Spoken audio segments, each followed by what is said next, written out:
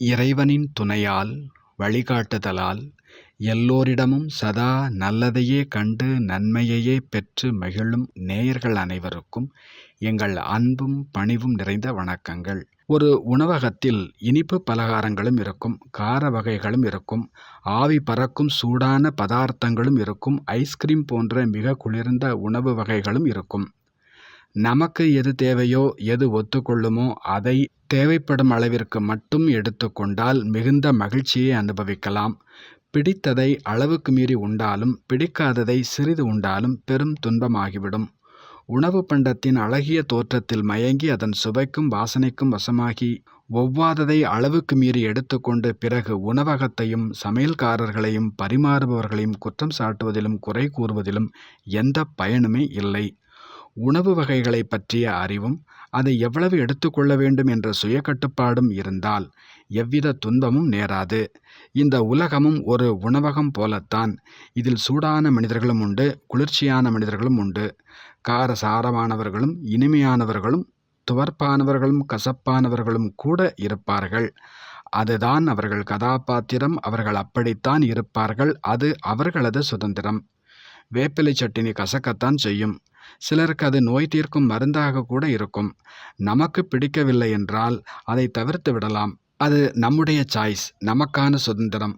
எனக்கு சுகர் இருப்பதால் வீட்டில் இனிப்பு வகைகளை சமைக்கவே கூடாது, யாரும் சாப்பிடவும் கூடாது என்பது எவ்வளவு பெரிய அறியாமை! சுய கட்டுப்பாடு இல்லாதவர்கள்தான் இப்படிப்பட்ட சட்டம் இயற்றுவார்கள். யாரும் எப்படியும் இருக்கட்டும், அது அவர்கள் விருப்பம், அது அவர்கள் கதாபாத்திரம். இதில் நாம் ஏன் தலையிட வேண்டும்? நீ இப்படி இருக்காதே, அவர் அப்படி இருந்தது தப்பு என்று நாம் ஏன் கூற வேண்டும்? நான் யாரை பார்க்க வேண்டும், யார் கூற்றை கேட்க வேண்டும், யாரிடம் எவ்வளவு டிஸ்டன்ஸ் மெயின்டைன் செய்ய வேண்டும் என்பதை அறிந்து கொண்டால், புரிந்து கொண்டால் இங்கு யாராலும் ஒரு பொழுதும் உங்களுக்கு துன்பம் தரவும் முடியாது, தொந்தரவு தரவும் முடியாது.